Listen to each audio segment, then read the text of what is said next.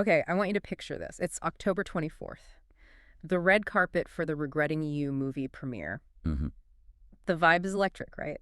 Cameras flashing everywhere, lighting up Allison Williams, McKenna Grace.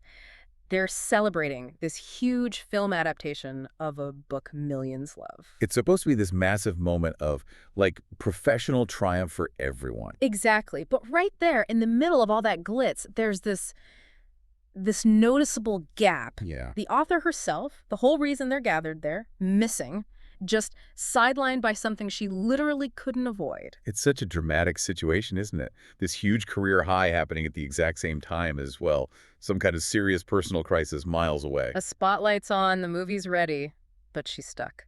Bound by what sounds like a pretty urgent medical issue.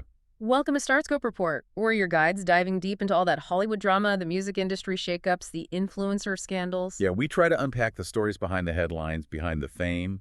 We want to give you the shortcut to knowing what's really going on. And our mission for this deep dive.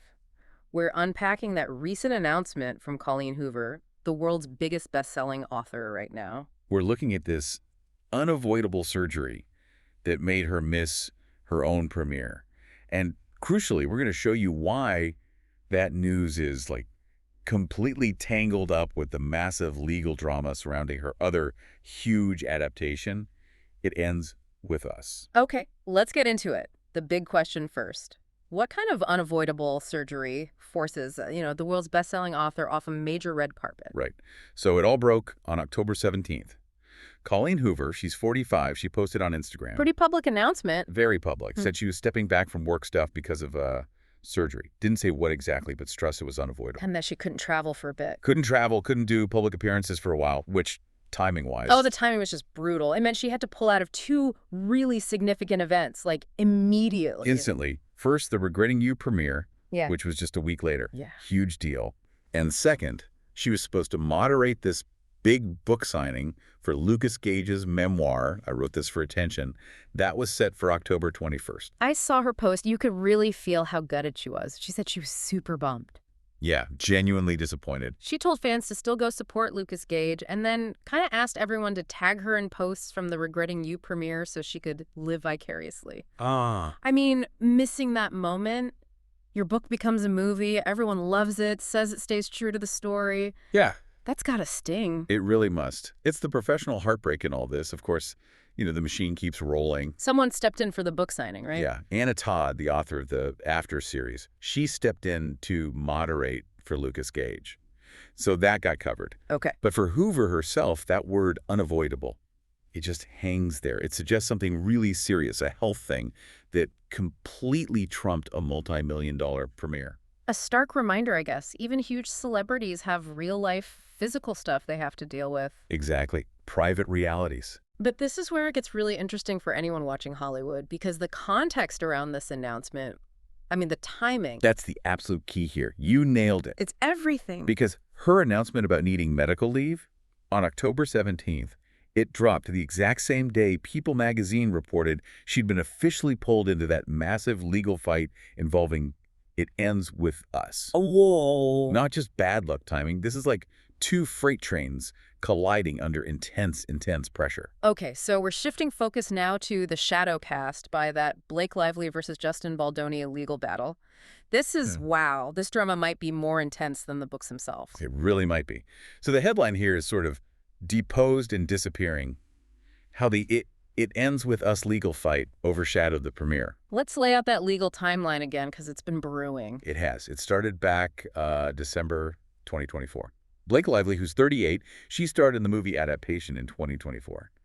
She filed a formal complaint against Justin Baldoni, 41, her co-star, and the director. And the allegations were serious. We need to be clear about that.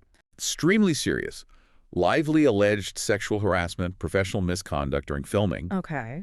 And then she claimed there was a retaliatory smear campaign against her after she spoke up. And Baldoni's response? He denied everything, vehemently.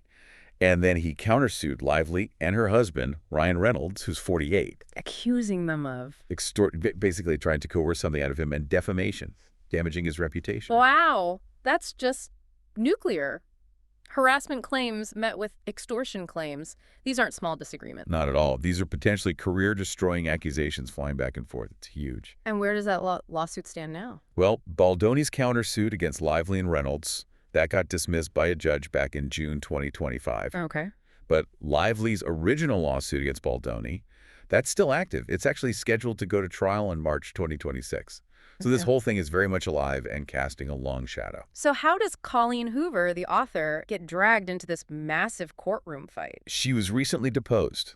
That's the key connection, reported by People. Okay, let's break that down for listeners. What does deposed actually mean in this context? Why is it such a big deal? Right. So a deposition isn't like a casual chat. It's forced testimony. You're under oath, just like in court, but it happens outside the courtroom, usually in a lawyer's office. Sounds tense. It is. You're sitting there with lawyers from the other side, potentially for hours, getting cross-examined. You legally have to answer, and everything you say is recorded and can be used as evidence in this massive multi-million-dollar case. So incredibly high stress. Extremely. It can be aggressive, hostile, you're under oath. Any slip-up could have huge legal consequences. It's not fun. And people reported she wasn't the only one from the movie. No, exactly. It ends with us co-stars, Jenny Slate and Isabella Ferrer. They were apparently deposed over the summer as well. So the lawyers are digging deep into the whole production team. Definitely seems that way. They're clearly trying to get testimony from everyone who might have witnessed anything relevant on set or behind the scenes. Okay, let's bring it back to that collision point you mentioned. The news breaks that Hoover went through this high-pressure deposition Sworn testimony. on the same day she announces she needs immediate surgery and time away. Mm-hmm. It just screams connection, doesn't it? We have to ask. Was the immense stress of being deposed in this, frankly, toxic-sounding Hollywood legal battle somehow linked to needing sudden medical leave? Look, we can't draw a direct medical conclusion, obviously. We don't know the specifics of the surgery. Right. No, of course not. But we absolutely cannot ignore the context. The timing is just too precise. Needing unavoidable time off at the exact moment the public learns she's formally entangled in this incredibly intense legal fight, having already given sworn testimony. The psychological pressure alone must be immense. Overwhelming, you'd think. Yep. Managing a global book empire and being pulled into something like this, that's a heavy load. Okay, let me play devil's advocate for a second, though. Could this also be strategic? PR 101. How do you mean? Like, did the teams maybe decide to release the surgery news on the same day as the deposition news, specifically to kind of soften the blow, shift the narrative? See, control the story. Yeah. Direct public attention away from the messy legal stuff and towards sympathy for her health situation. That's actually a very plausible strategic calculation in the world of celebrity PR. Absolutely. Right. Whether the timing was purely a medical necessity or a calculated PR move or maybe a bit of both, the effect is clear. What's the effect? Hoover and her team managed to change the headline. Instead of author deposed in harassment scandal, the dominant story became author needs unavoidable surgery, Mrs. Premier. Which definitely generates more sympathy and less uncomfortable questioning. Exactly. It helps maintain a kind of brand neutrality during a potentially damaging news cycle. And that need for neutrality, it became really visible in how she handled her public image right after.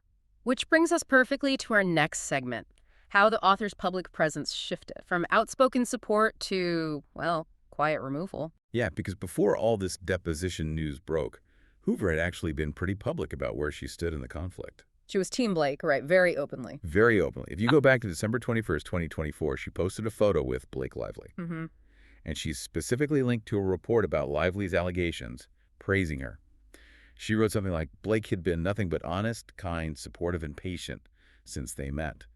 And ended with, never change, never wilt. Wow, that's a strong endorsement, especially coming from the author of the source material. Hugely significant. A real statement of personal support. But then the legal pressure mounted, the deposition happened, and suddenly we saw a very noticeable change online, a digital retreat almost. Yeah, a clear shift happened under that intense spotlight. First, in January 2025, she just deactivated her entire Instagram account. Gone. Whoa, okay. Pulled the plug completely. Temporarily. She came back in February 2025. But when she returned, the feed looked different. How so? Photos of both Blake Lively and Justin Baldoni had been removed. Scrubbed clean. Ugh. Both of them. That speaks volumes, doesn't it? It really does. It shows the immense pressure. Once you go from being a supporter to being a sworn witness in a legal case like this. You can't really take sides publicly anymore. Exactly.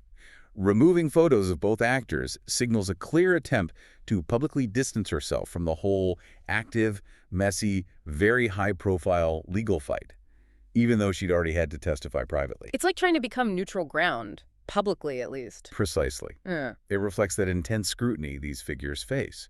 It's a move to stop providing, any visual ammo for the public arguments online, ammo that could potentially be twisted or used against her or her business interests later on. And despite this massive legal storm cloud and her current health situation, the Colleen Hoover train just keeps rolling, doesn't it? The business side isn't slowing down. Not one bit. In fact, her upcoming projects kind of raise the stakes even higher for her to stay neutral and, frankly, healthy. What else is coming up? Well, her thriller Verity is confirmed for a film adaptation, and it sounds huge. Oh yeah, who's in it? Get this. Anne Hathaway, Josh Hartnett, and Dakota Johnson are set to star. Wow, that's A-list. Right. And it's slated for theaters in October 2026. Plus, her book Reminders of Him is also in the pipeline for a movie adaptation. So even while she's on medical leave, dealing with surgery, she's got these massive multi-million-dollar projects lined up for the near future. Absolutely. Which just underlines why her team would want to keep her out of the "it ends with us" mud fight as much as possible.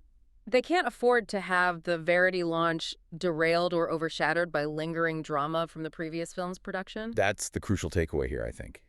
The legal fallout from "It Ends With Us" is likely going to hover over, the whole Hooververse for a while. Making her absence from that premiere feel even more significant now, like a warning sign. Yeah, a sign that maybe the author's biggest challenge right now isn't crafting plot twists.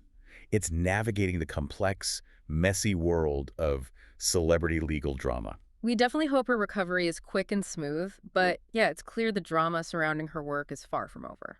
And hey, if you're finding these kinds of Hollywood connections and timelines as fascinating as we do, make sure you hit that subscribe button for our Starscope report. You don't want to miss what we uncover next. Stepping back for a second, this intense focus we're seeing on the behind-the-scenes stuff, the depositions, the misconduct claims, even an author's Instagram activity, it really tells you something about how we consume book-to-screen adaptations now, doesn't it? How so? It's not just about the story on the page or the screen anymore. Often, the real drama, the stuff that really grips the audience, is happening entirely during the production itself. Or in the personal lives of the people making it. Exactly. The production becomes its own narrative, sometimes even more compelling than the fictional one. You've been listening to Starscope Report, where we uncover the stories shaping Hollywood, music, and pop culture. Thanks for tuning in, and don't forget to subscribe for more stories that keep the stars shining.